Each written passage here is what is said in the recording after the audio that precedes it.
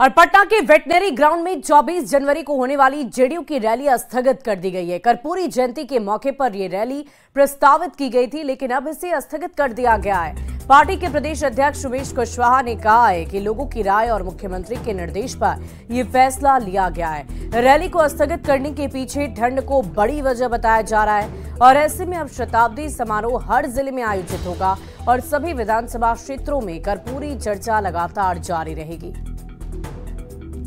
कि जो जनवरी का जो महीना है उस समय ठंड का ज़्यादा रहेगा। तो ठंड की वजह से जो अभी आपने देखा है कि जो भीम संवाद हम लोग भीम संसद कार्यक्रम किया है उसमें 2-2.5 लाख लोगों की उपस्थिति हुई, जिसमें रात में ही कुछ 50,000 करीब लोग आ गए।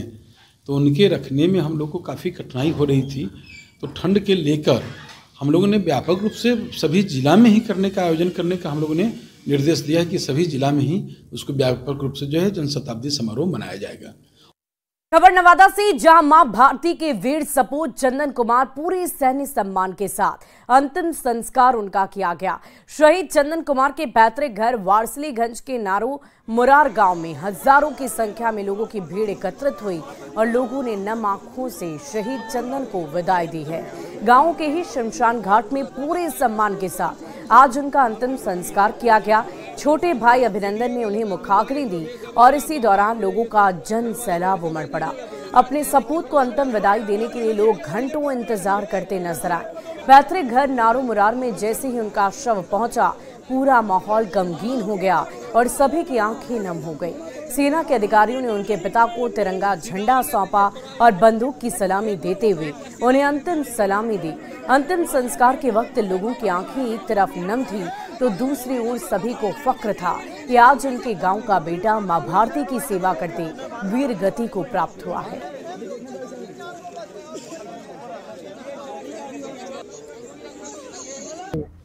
उसको फोटोग्राफ कर करके और अपना सीना में लगा कर रखेंगे सब लोग। मेरा बेटा ने देश के लिए बड़ा, हम देश की बड़ा सेवा करने तो वही हमारा है। क्या चाहते हैं आप? आने के तो हमारा बेटा लोग को सर्विस चाहिए। देश के लिए कुर्बान तो हो ही गया है। मेरा भाई जैसा हम चाहेंगे कि बहुत सारे भाई बॉर्डर पर खड़े रहे, उनके अनुसार बनने के लिए संघर्ष करें। जो अब मेरे भाई को मान सम्मान मिला है वो मान सम्मान हकदार सभी होने चाहिए, उसके अनुसार सभी बने। नेता और मंत्री से हम ग्रामीणों को कोई फर्क नहीं पड़ता है, लेकिन एक संवेदना होती है किसी भी राज्य सरकार के लिए। आप देखिए कि कहीं का भी उत्तराखंड का मुख्यमंत्री स्वयं एयरपोर्ट पे जाके सैनिक को रिसीव किया, वहाँ पर श्रद्धांजलि दिया। उत्तर प्रदेश में वहाँ के मुख्यमंत्री मौजूद नहीं थे तो वहाँ के मंत्री गए, वो पार्थिव शरीर को रिसीव किए। मां भारती के सपूत और नवादा के लाल शहीद चंदन कुमार का शरीर आज पंच तत्व में विलीन हो गया। उनके पैतृक गांव नारू मुरार में आज उनका पूरे सैनिक सम्मान के साथ अंतिम संस्कार किया गया, जहां नम आंखों से पूरे ग्रामीणों ने उन्हें अंतिम विदाई दी।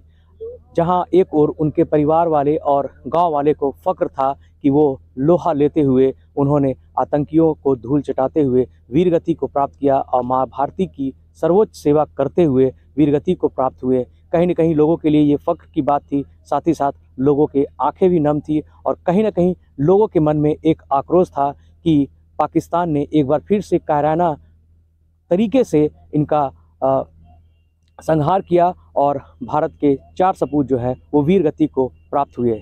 और कम से कम अब ये चाह रहे हैं कि भारतीय सेना उन पाकिस्तानियों की करारा जवाब दे, तभी उन्हें सच्ची श्रद्धांजलि मिल पाएगी।